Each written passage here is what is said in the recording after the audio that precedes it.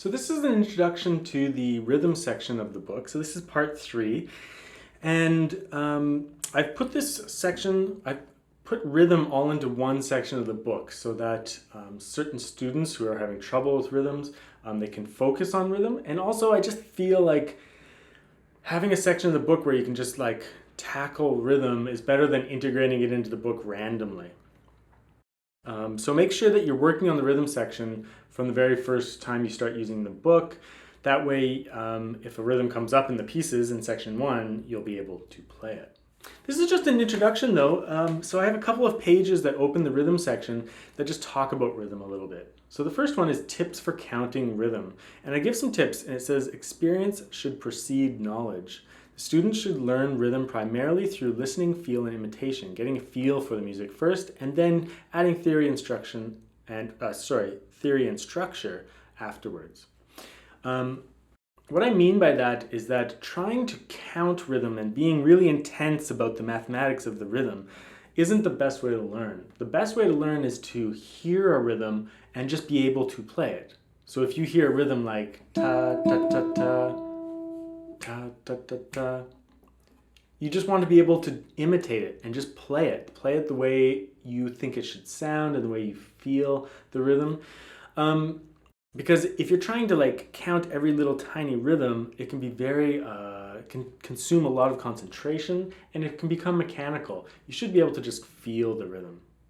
So that's why it's really important to work on these with a teacher or to maybe follow these video lessons as a supplement to private lessons.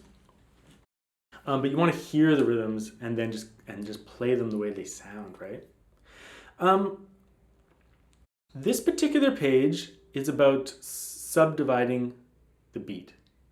So what I mean by that is that I think students should always be able to count rhythms without subdividing. So that would mean just counting the beat.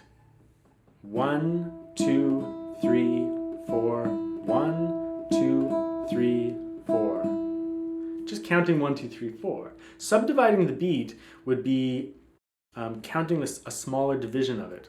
1 and 2 and 3 and 4 and 1 and 2 and 3 and 4 and. The only problem with subdividing the beat is that it's very notey, 1 and 2 and 3 and rather than 1, 2, 3. So the feel of the music gets a little bit lost when you subdivide. That's not to say that subdividing the beat isn't important. Sometimes if a rhythm is complicated, you have to subdivide it to understand it.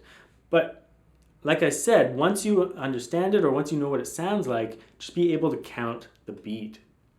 So in example 2a, I have the same rhythm written out 3 times, but with different subdivisions. And you can see those little notes underneath the rhythm are just the subdivisions. So it's the notes that you would be counting. So counting the beat, this example, counting the beat, would just be 1, 2, 3, 4, 1, 2, 3, 4. That's just counting the beat and playing the rhythms the way they sound, right? Subdividing to the 8th note, you'd be counting 8th notes. 1 and 2 and 3 and 4 and 1 and 2 and 3 and 4 and. So that's less preferable. You don't really want to count your music that way. But if you have to, you can do that for practice. Subdividing to the 16th note, this would be getting pretty extreme, but you could do it. 1E and 2E and 3E and 4E and 1E and 2E and 3E and 4E and. So in that example, the smallest rhythm, the 16th notes, you're subdividing to that rhythm so that you would definitely know if you're doing it correctly or not. But like I said, counting the beat, just the 1, 2, 3, 4 only, is the most important thing, and you have to be able to do that. It's the most musical thing to do. And then I have example 2b is just the exact same thing we just did, but I just don't have the little notes written underneath, just in case that was confusing anyone. You can see at the very last example of example 2b, I have something saying subdividing where needed. That means that you only subdivide when the notes get smaller. So in this case, 1, 2, and 3, 4E and a 1, 2, 3, 4. So you're really only subdividing when needed. That's another way of doing it. You just want to be familiar with all these different ways so that, because that's what musicians do. They're very familiar with different ways of doing things and they experiment with those different ways. There's usually a way to perform these things by just counting the beat, but we experiment with different types of counting. And teachers do this all the time, right? They sit in a room with their students and do all these different exercises all the time, so they end up being pretty good at this stuff.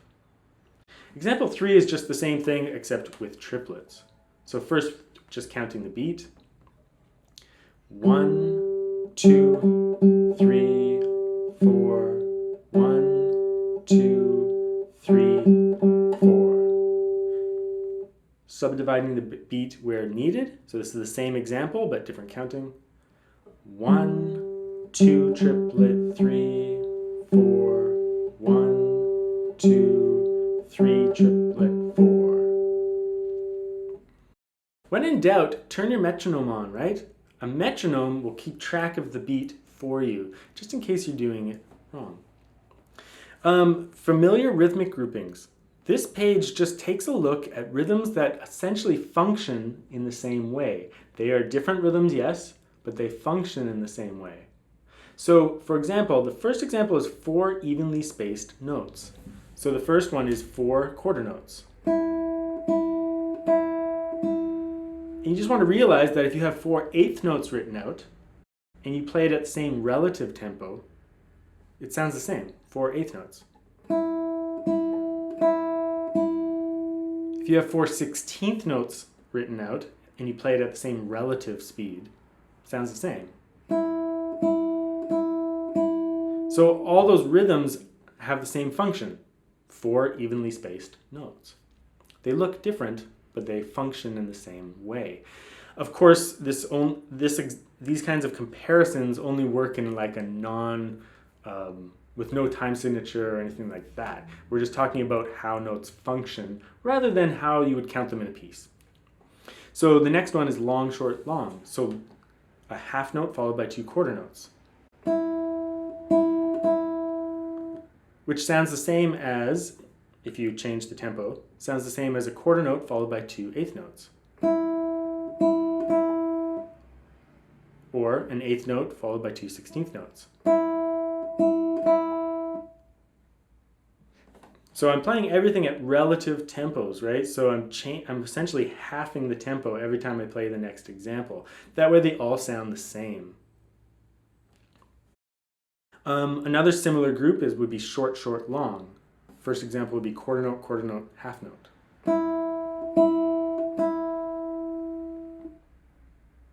Or short, short, long, eighth note, quarter note. Or short, short, long, 16th, 16th, 8th. So they're all functioning in the same way if I change the tempo. Dotted rhythms, a dotted half note followed by a quarter note. Or a dotted quarter note followed by an eighth note. Or a dotted eighth note followed by a 16th. Short, short, long, short. So quarter note, quarter note. Or eighth note, quarter note, eighth note. Or 16th note, eighth note, 16th note. That one in particular gets students all the time. They have a real hard time reading the 16th note, 8th note, 16th. But it's exactly the same function as quarter note, quarter note. So these are familiar and similar groupings. Same thing can be done with triplets. Triplets are just 3 evenly spaced notes. So if you played 3 quarter notes, that could be a triplet if it was written differently. Here's 3 eighth notes. Of course they sound the same because they would I'm changing the tempo, of course, like I've been doing, but there's just 3 evenly spaced notes. So eighth note triplets, again, are just 3 evenly spaced notes. Now, the next video, we're going to go over the rhythm exercises number 1 to 60.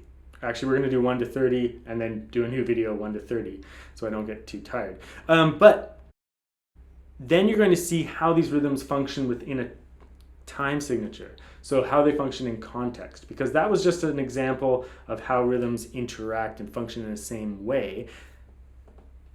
The next examples are going to be actual like kind of musical style examples where you'll have to execute the rhythms properly in time.